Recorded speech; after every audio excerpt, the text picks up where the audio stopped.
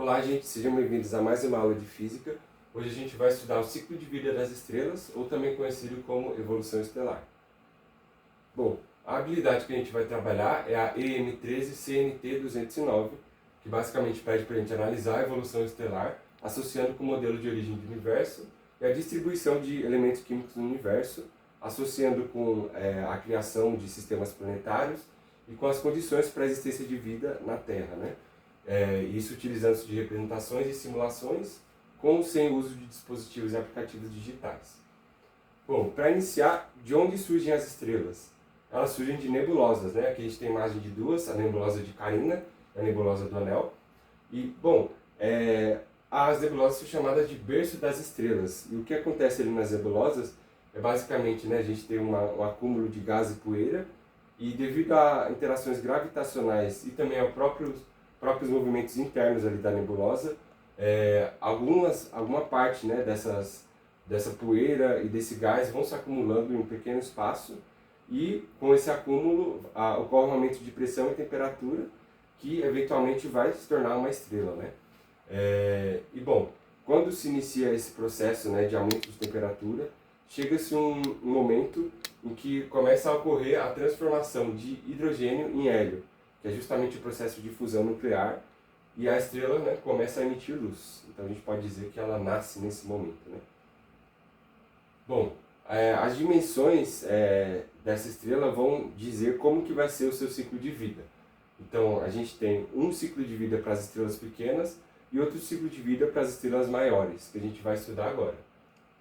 As estrelas pequenas e médias, né, que são estrelas até 8 massas solares, né, então o Sol se encaixa nessa categoria, elas seguem esse ciclo de vida aqui. Elas passam ali da nebulosa estelar, quando elas começam o processo de fusão, elas vão para a sequência principal, que a gente chama. E bom, nessa sequência principal, ela passa boa parte da sua vida. No caso do Sol, ele vai permanecer por mais 10 bilhões de anos nessa sequência principal, para a gente ter uma noção de tempo. E depois que todo o hidrogênio do Sol, né, acabar, basicamente a gente vai entrar em uma nova etapa, que é quando a fusão começa a acontecer nas camadas mais externas da estrela, e ela se torna uma gigante vermelha. Ocorre uma expansão dessa área, né, da estrela. Inclusive há uma diminuição na temperatura da superfície, né, por conta justamente dessa expansão da área dela. Bom, depois dessa parte, dessa fase, né, a estrela ela vai começar a expelir suas camadas mais externas, e uma explosão suave, né, comparada com as explosões que acontecem nas estrelas maiores, que a gente vai estudar, e ela cria uma nebulosa planetária.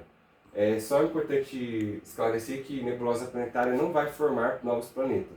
É só uma designação que surgiu por questões históricas, mas nessa fase aqui a gente tem basicamente a criação de elementos químicos mais pesados. E bom, com o que restou do núcleo dessa estrela, após todas essas fases, ela se torna uma anã branca, né? Ela se torna um núcleo bem pequeno ali, e ela passa por um processo de resfriamento por vários e vários trilhões de anos, até que ela desaparece, né? Ou para de brilhar. Bom, no caso das estrelas gigantes, a gente tem um processo um pouco diferente. Como eu disse, elas têm um ciclo de vida um pouco mais curto. Então, assim como as menores, elas, após ali a fase da nebulosa, elas vão para a sequência principal, só que elas brilham ali como uma estrela por milhões de anos, né? No caso das pequenas, era por bilhões de anos. Quando acaba o hidrogênio, diferente das pequenas, elas começam a fundir elementos mais pesados. No caso, o hélio, o carbono, até chegar no ferro, né? Quando chega no ferro, né? Quando acaba todo o ferro presente aqui, naquela gigante, né? Naquela supergigante, a estrela entra em colapso e ela explode, se tornando uma supernova. Então, depois do ferro, a gente não consegue ter mais um processo de fusão nessa estrela, e ela se torna uma supernova. E aí, por fim, dependendo da massa do seu núcleo, né, que restar ali, ela vai seguir dois caminhos diferentes. Ou ela vai se tornar uma estrela de nêutrons, ou ela vai se tornar um buraco negro estelar.